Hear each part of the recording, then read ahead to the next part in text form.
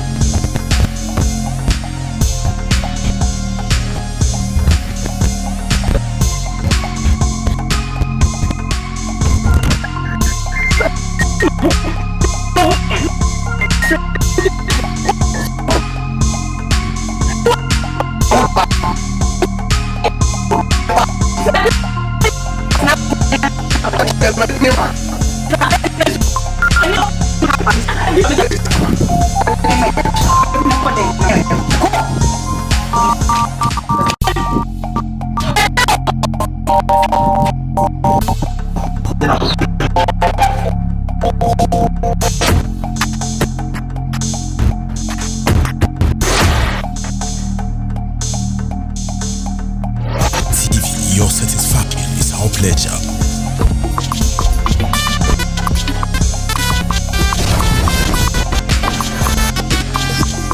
Diamond TV, your satisfaction is our pleasure. Diamond TV, your satisfaction is our pleasure.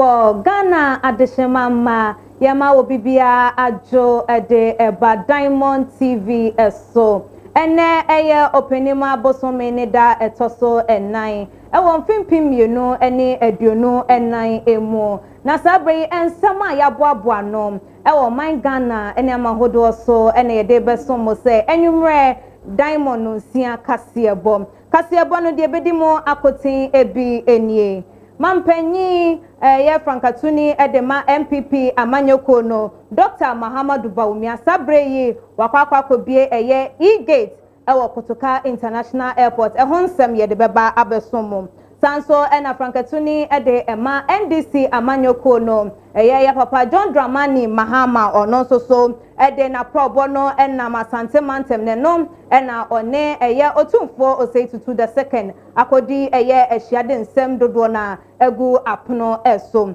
sanso na frankatuni abedi achire ye Dr. Matthew Opoku Prempem ono nso ewo asantemantam honom na wode nani akopie mu ewo Komfa Noche Teaching Hospital eho wakoshe ebo ahodo ede ama eye ayaresabia no eho ensem yebedomu esuko ede amamo ya nkasa ya mame Rebecca Ekufo Ado Sabreyi wo kire mu anachese Dr. Mahmood Bawumia woni size ensem we ene dodo na enachese yede eba abasomo se Diamond enyume no nsia kase ebo na mekai mo se kase ebo enyume ko bia daroma ene so ya sen ema yede ebremo Diamond Grand Royal Estate wase wo pensa se anebo eda form na nkania woso ensuo ewoso na langa de sembia entity wodia ene enkoba bia se Diamond Grand Royal Estate wo mo ebehwe ama eye wasas na open wonsa etimi aka sanso na Diamond Travel and Tour ese eba no eye won krata sem eye wo passport na wo pesa wonya wo website anasa wo wonsa no djuma wo pese wontu kwan kwa ama no ne na wonso nkoye adwuma mfanska ememehwe fie edia ene wo mo ebehwe aye wakwantu ho enkrata sem nyina ede amount awo bia entwewu endi eno ntu betima fa wo number e wo screen no so na wo mo atwetwe enkomo anasa hwehwe metwa kwan ewo La Paz Tabora number 5 omoni Diamond TV ena ewo dan kronoa emu sanso ena Ben Light Enterprise is same omo eye ka ho adwuma biara eno ntino se wo pe headlight o like bumper ene de keka ho e de aspect wo ka ama wo ka no so esi brand bronya yi na che se won so mfantwi street dia ene Ben Light Enterprise e wo ho e de amount hwehwe mechi akwan e wo aboso kan City Light Junction na abetimi so afa wo mo numbers no na wo mo atwetwe eye enkomo nyuma ko we ya daroma ena so ya sen ye de eye Diamond enyumre no si akase eboyi ebesomo midia ene ekuya sikapa ye twa ye husima ye ba ya babo era eye kase ebo no emu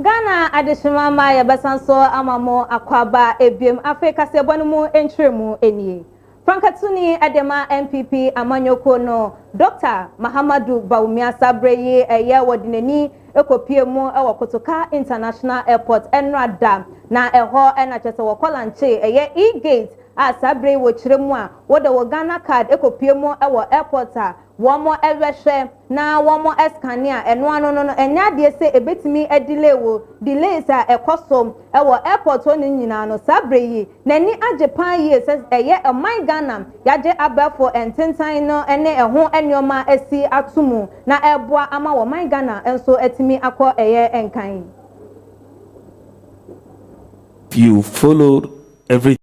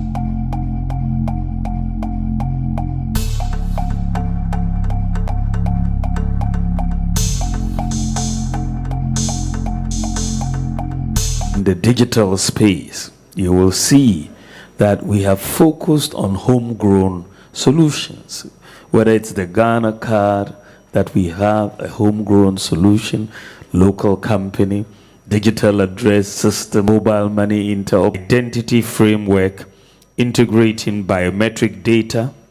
digital data, addresses, and personal identities into a secure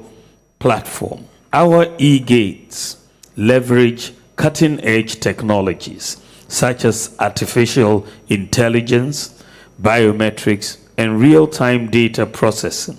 to create a frictionless and secure travel experience. With the ability to facilitate e-visas and a fully digital travel process, Ghana is now prepared for the future of border management. These advancements reflect our readiness for the fourth and fifth industrial revolutions, ensuring adaptability to future innovations. Built by Ghanaians for Ghanaians, these e-gates are a symbol of national pride and ingenuity. The gates will enhance the Ghana Immigration Service ability to manage data and tracking of persons who are of security concern. The e-gate project is a significant step forward in achieving the government's digitalization goal. Let us all continue to work together to ensure that Ghana's borders remain secure, efficient, and welcoming to all genuine and legitimate travelers.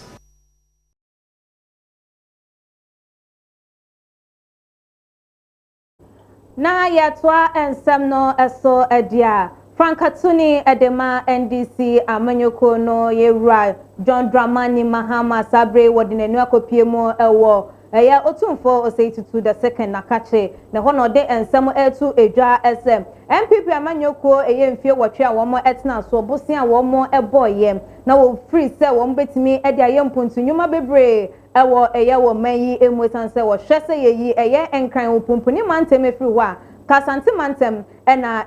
edi eye eso nanso so no empuntunyuma enya de se ekoso ewo ehonomo pan eye a wo sere se wo monto ba no emfa emano na wo ba wo beba ababeye enyoma eye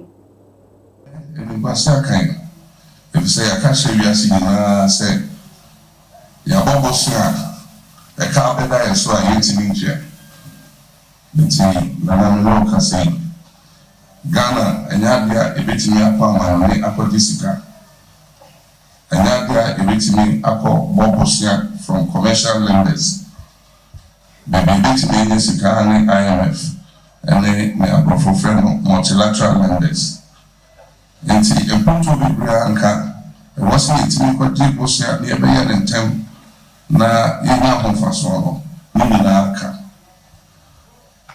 make say aban ashase ene enwuma bi wona eso no bibia nso sanye sika sama say no oma ma ebeye den se sa enwuma no ebekoso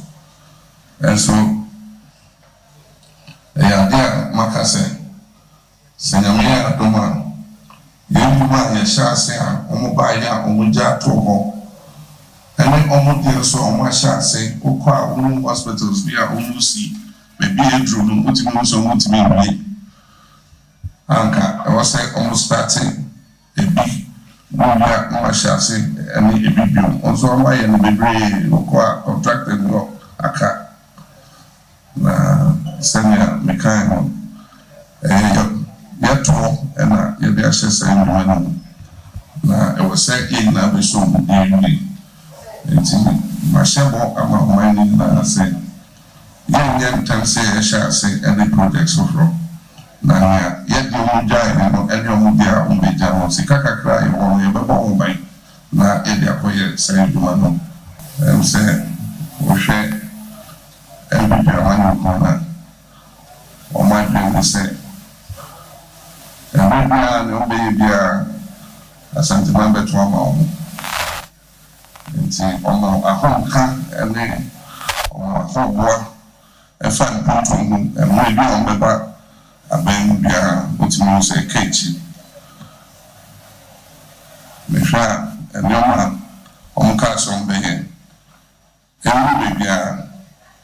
mekae sɛ me ne Professor Mills ba aban mu na ɔmampanyin Kufuor ahyɛ ase ne Sofo line interchange na saa bere no na Sofo line interchange ɛdu 32% pɛ yɛn de bɛso ho mfie wɔtwe ɛne yɛde kɔɔ 94%.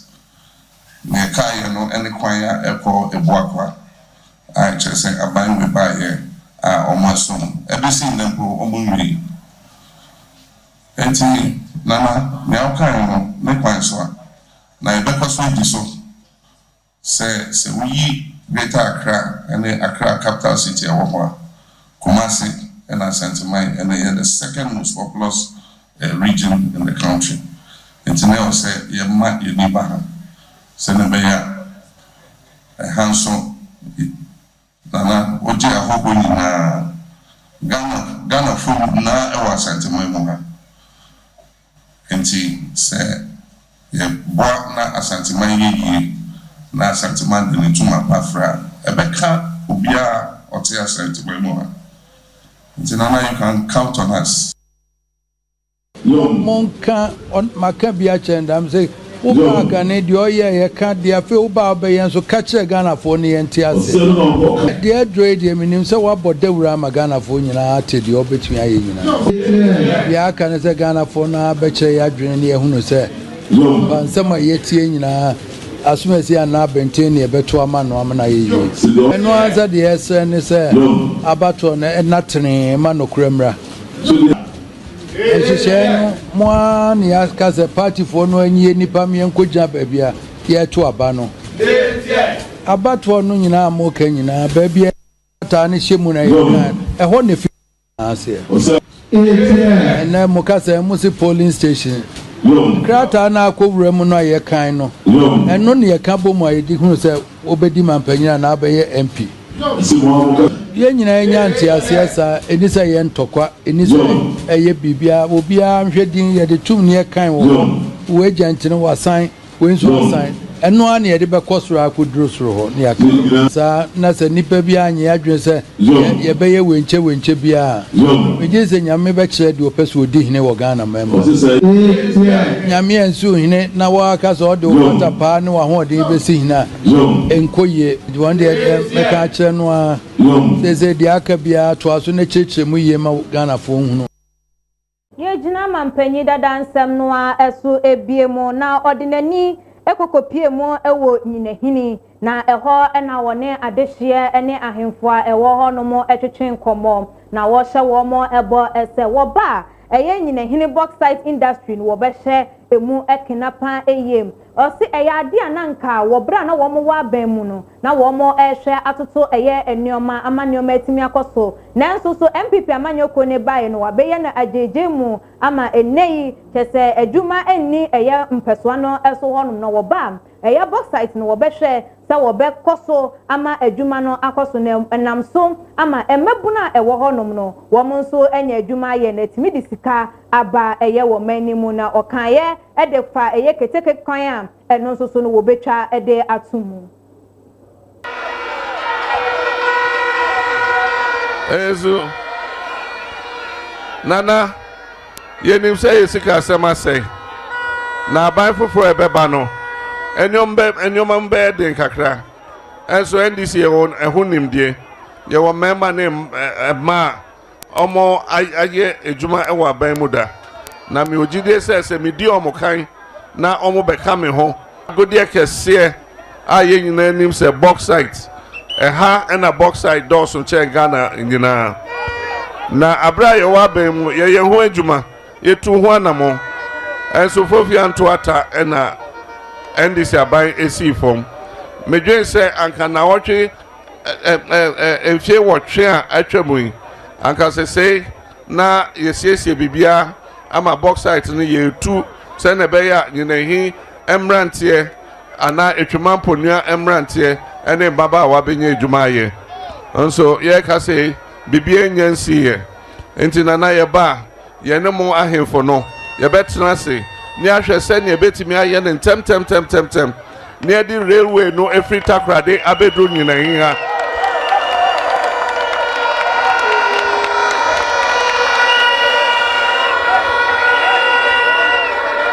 ezu yebehwe se ne yebe railway ne every takrade abedru nyina hinha se ne be ya box site no yetu a ebe ye ne started to so a factory a yede nua box site no e de ye alumina e de cover ye alumina no so ye be ba be si wo ha se ne be ya ye mabu no e benya adwuma ni bia ye ezo nana emre sesa emre dane adekronti a ye nyina ye to aba ene se e benya setena pa na ye nya mpuntuo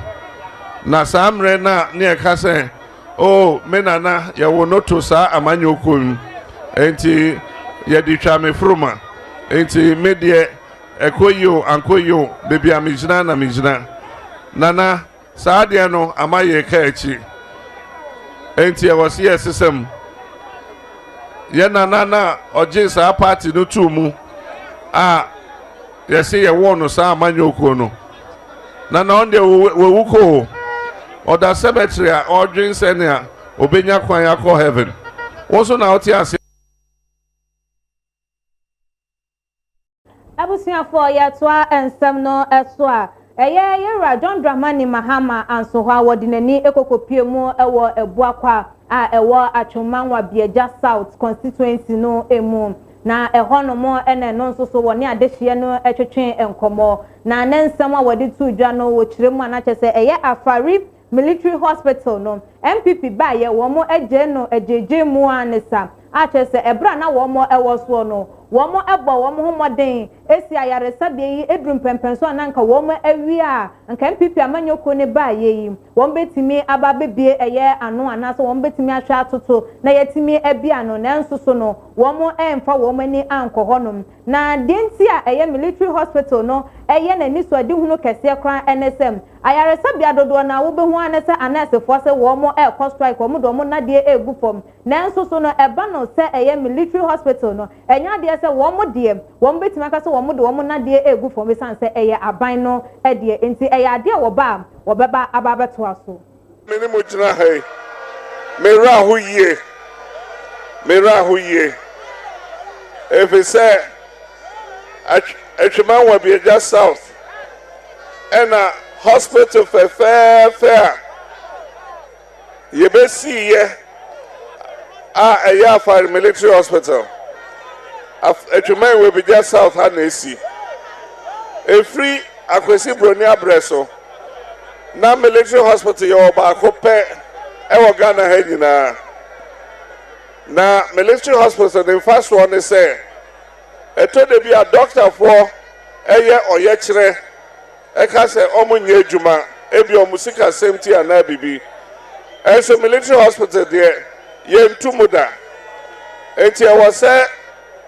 bebia ye wo military hospital te se nkran Kumasi ene Tamale se ne be ya se koba se strike ana se BBC a hospital ni bebie na etimi agi nipa nkwa enti ne de ba ko ba ha aye ya dwen se ye wie Kumasi de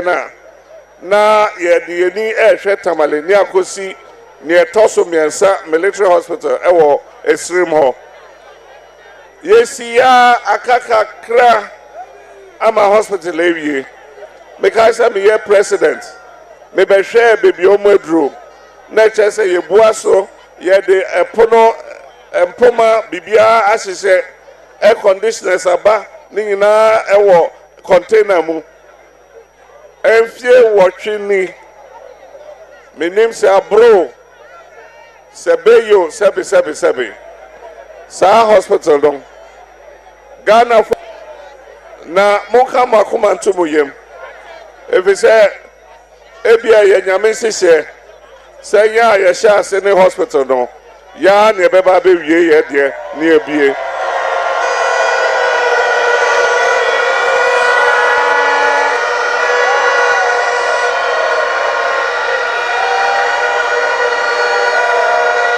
Yesu Eza Eti Nana Oswapa Wone Odom Meisha Mobo Senyamia Dom Minim Senyambeya Domonso and this is a from the bar. More hospital yebe number 1 yebe ma contractor naba no abesha se no ewie hospital na fefe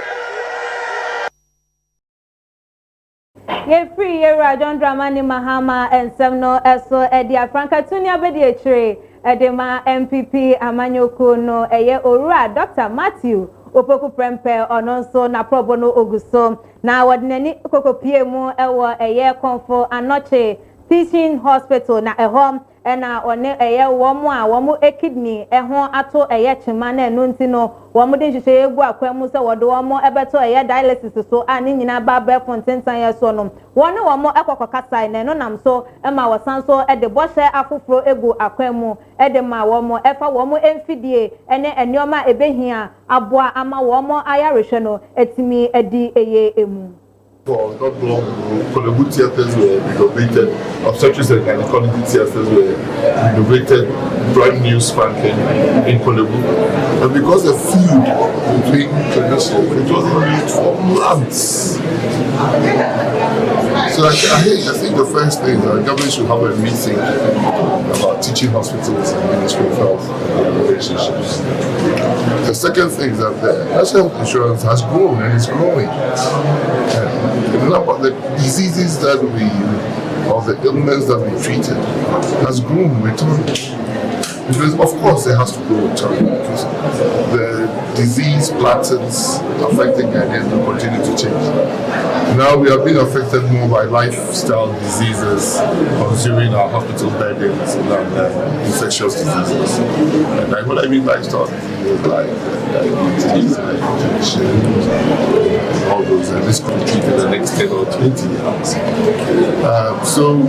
with that, government has decided that not only childhood cancers are being treated, not only breast cancers, not only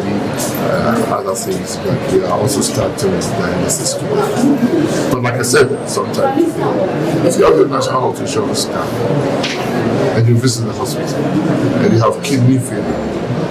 but then that hospital hasn't got a dialysis machine. Just like if you have national health insurance card and your district has no hospital, what is the use of the card? So the government has taken note of that. Building 111 hospitals so that we get a hospital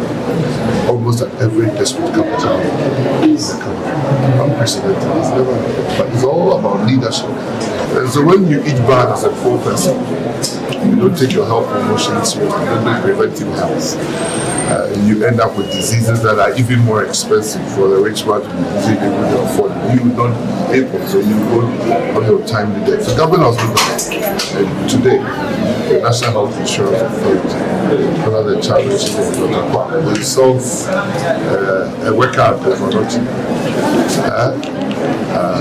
decided that they're going to offer free dialysis. I think about 4 times a month. 4 times a month to kidney failure patients.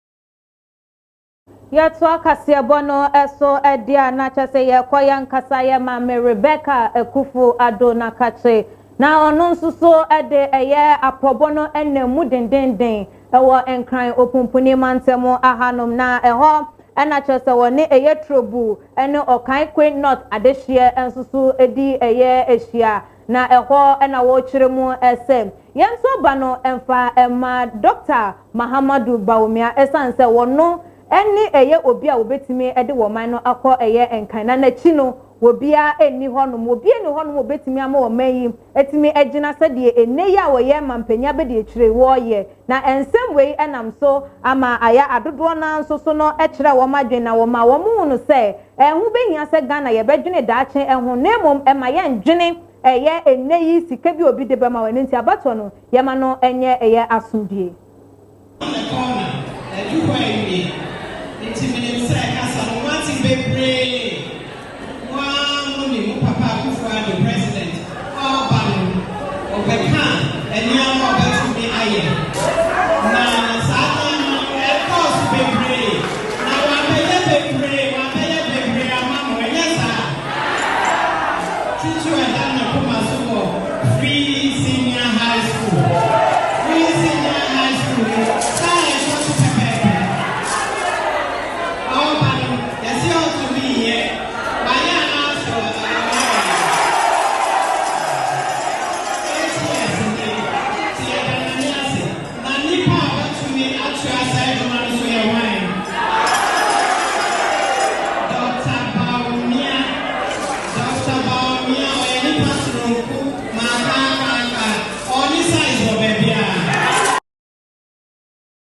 Ghana photo stand for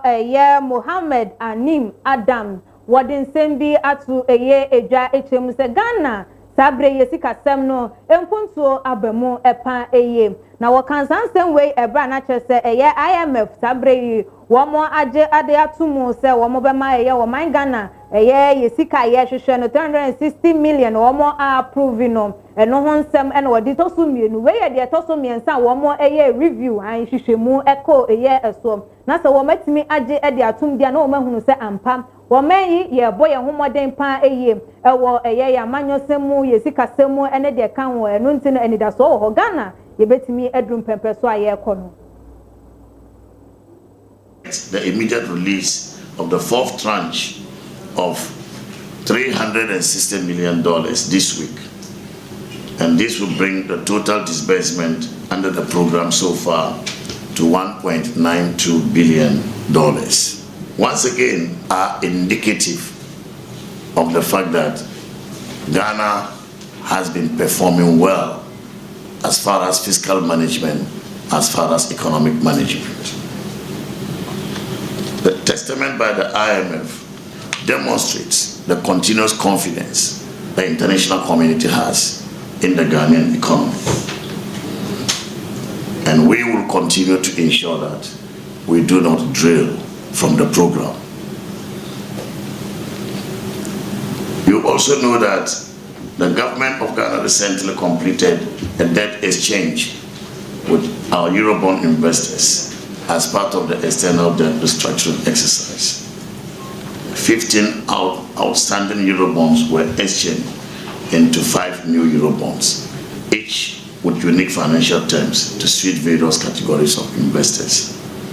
The reduction in the face value of the Eurobond had a significant impact on the debt stock of October 2024, as well as the debt to GDP ratio. In Ghana cedi terms, the public and publicly guaranteed debt value was reduced by 46.8 billion Ghana cedis from 807.79 billion Ghana cedis in September to 761.01 billion Ghana cedis in October 2024. So between September and October, we saw such a significant reduction in our debt stock by 46.8 billion Ghana cedis. Following the COVID pandemic and the attendant shocks brought to the global economy, we announced our intention in 2022 to sign up for the IMF Extended Credit Facility. Having signed up for the program in 2023, we gave the Ghanaian people the full assurance of our commitment and dedication to meeting the program targets, and to also pursue other fiscal consolidation measures that will return the economy to the pre-COVID growth path.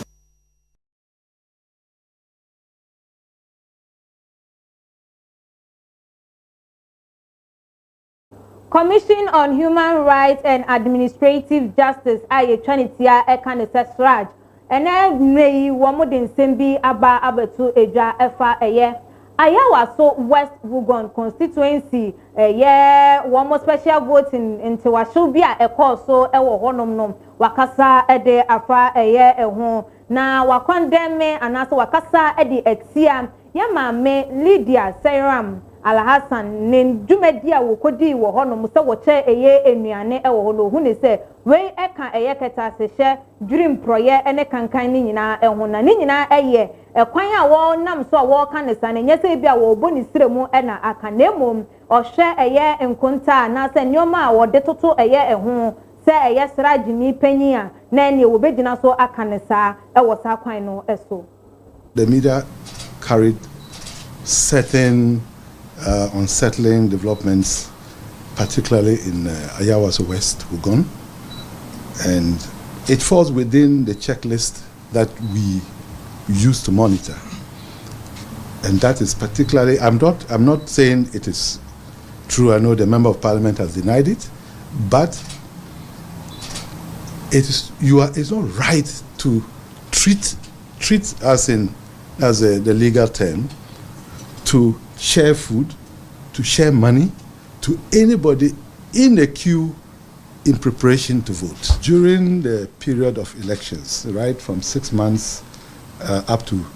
the election day itself,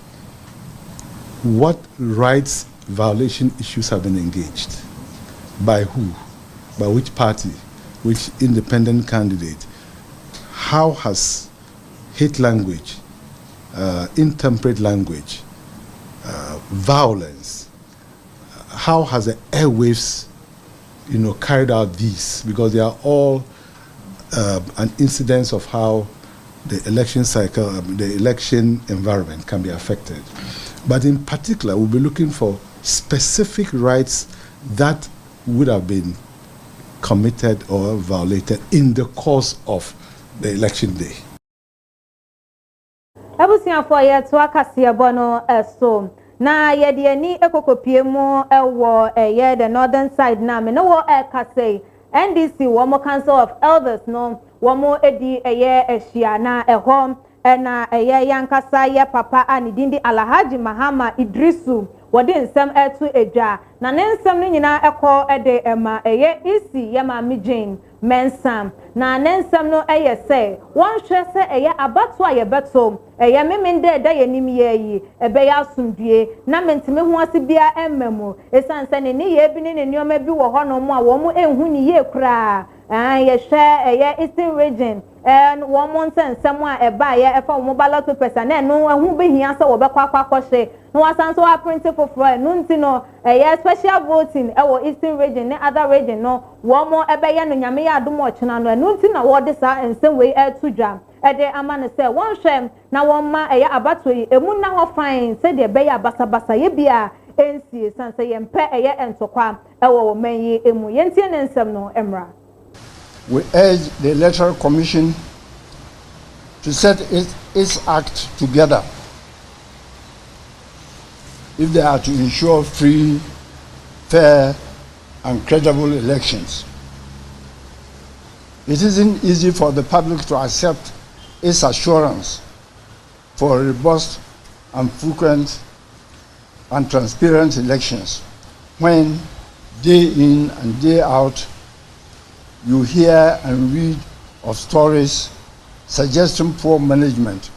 on its part. The latest being the last-minute decision to reprint ballot papers for special voting in the western and eastern regions of Ghana. The mantra of the EC is that elections are won at the polling stations. While that is true, the EC must ensure the accuracy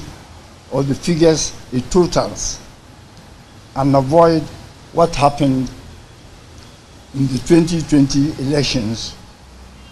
when percentages kept changing.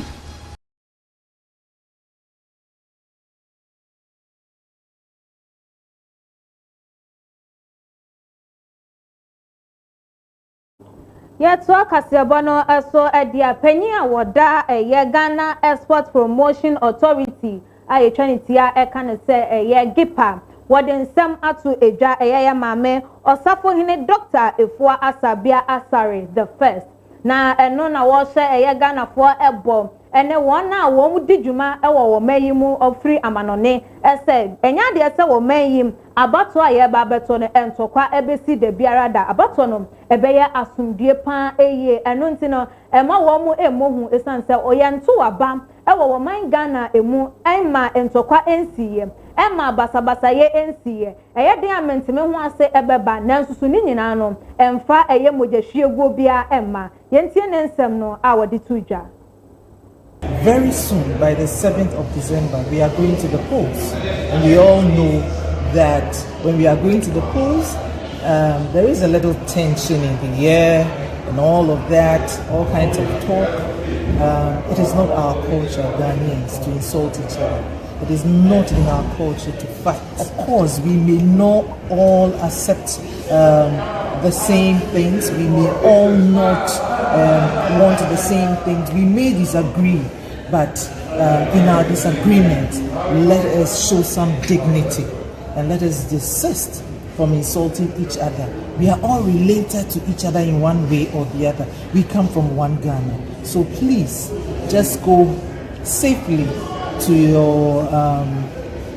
polling station, cast your ballot, go home and wait for the count. There's always been this little tension, but in the end,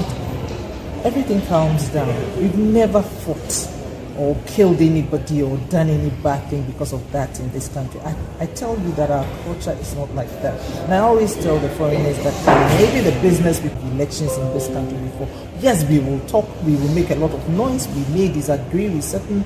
positions and certain things, but in the end, everything calms down. And it is only normal, it happens everywhere. But we don't take it to that level of making it ungovernable, this country ungovernable, or people fighting or, killing each other or anything like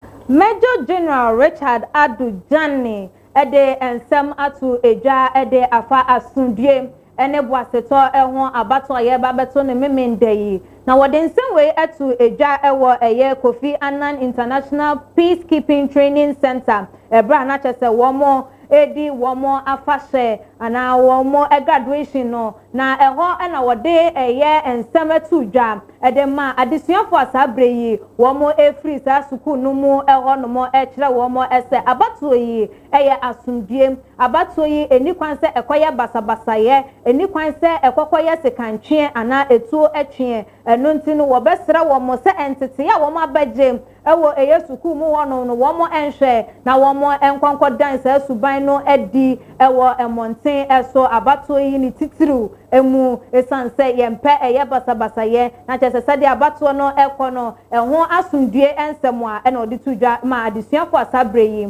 womo efri suku mu eho akọ. Reiterate the theme for today's graduation ceremony, which is celebration of 2 decades of excellence, promoting peace and security in a changing world order. The theme is carefully chosen to reflect the emerging multipolar world and how African episteme and security needs can shift from the margins to the forefront in this evolving world order. For far too long,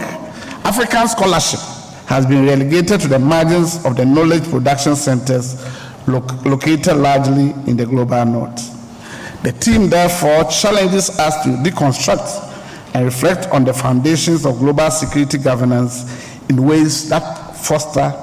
prosperity for all through win-win forms of cooperation. I'm going to go to the polls in December. We cannot overemphasize the need for peace, tolerance, and inclusion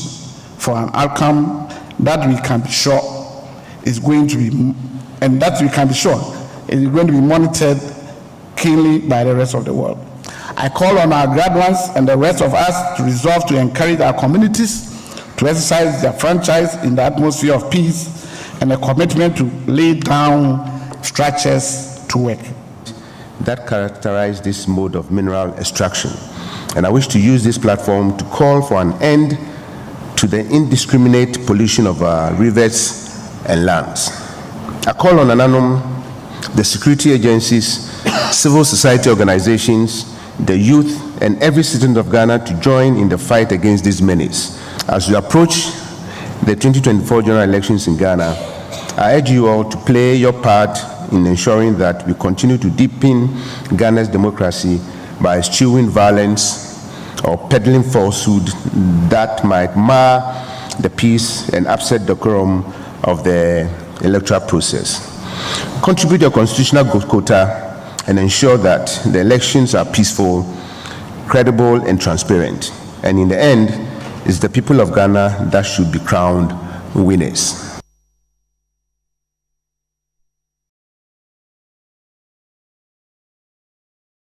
Oswafa wa hwe enyuma ene adan eso yera kwajo opon enkroma wane eye mrachebedwani a wogina edema eye ablekuma west empese mu kwakwakohemu ekena epa eye awomode to adehye no enimu ese womo enhwem no mo nso aba no emfama MPP amanyokuo no said ebeya eye phase 2 of AAC defense no won betimi ahwe aye ede ama womo said ebeya asonche no ebo a emmo emmemme bubu womo adan ense womo ne oma said ese na efata enonti no se womo pese adwuma no ekoso na yentu na jeje mu said ebinom eye dia ene womo nkoso ento aba no emfama MPP amanyoko no sei ena yewura kwajo pon enkoma ede tuja the paperwork. Today we are here to observe the commencement of works by the contractor and to engage with the community, and it's gone very well. And we're hopeful that the community will play their role and the contractors will also work with speed and in accordance with the standards of quality that we expect. How long are you going to take to finish this project? For the full 5-kilometer stretch to protect the land, and then the drawings that are going to go in to ensure that we reclaim about 200 meters of a beachfront. It's going to take about 36 months, but we've been pressed on the contractor to be as quick as possible. We'll do our part to ensure that the necessary liquidity is also made available, and we're hopeful that it will work according to plan. One key lesson that we've learned is that when government changes hands, projects that have been started by the previous government are abandoned by the new government. We don't want that to happen to this sea defense project. So I'll urge everyone to vote number 1 for Dr. Bawumia and number 1 for Ursula, so that this project that we have worked hard to start today, we will all in 3 years' time celebrate its commissioning, because we will push and ensure that the work that has been started will be completed. We don't want anyone to come. We know how important it is and how desperately we need to protect livelihoods and properties and the individuals living around here. So we who have ensured that this project has seen the light of day will also work to see that it is fully completed. So on Saturday, I urge all residents along the Dansoman Beach and in the Ablekuma West constituency to come out and vote massively for a performing member of parliament and a performing government. That is the New Patriotic Party. Na yebejina yewura kwajo opon kroma ene ya mame esla uso ensem no eso na ya home kase no eso na Isaac Dankwa ede na ya home kasebo no eso na chese aha ena yede kasebo no enyina esie na mekai mosem enyumeko bi adaroma ene so yasen ema yede kasebo yi eba ebebe somomo na Diamond Grand Real Estate wo pe ensase anebo eda form nankania woso enso woso langa December enimu edia ene Diamond Grand Real Estate ewo ho ede ema sansom ena efano akonto ho ensemu biara sa wo passport na pesa ho ye wo birth cert anase wo pesa wo ntu kwan enkwa manone enkoye adwuma na onsusu ntiminye ska emfa emrefie so won sanu dwuma unin sanu dwuma ni nyina Diamond Travel and Tour ewo ho ede emawo one more ewo Tabora number 5 omune Diamond TV ene wodan kronwa emusanso ena Ben Light Enterprise enso kacho bibiara ese woka no ena eho ato chema na wo pese wonsiesie na se ka no ensanso ensi ne dademu edia ene car spare parts bia wo hwehwe no wo mo ewo ede emawo eno nti hwehwe metro kwan ewo aboso kan City Light Junction obetimi so afọ mo number no na wo ne wo mo atwetwe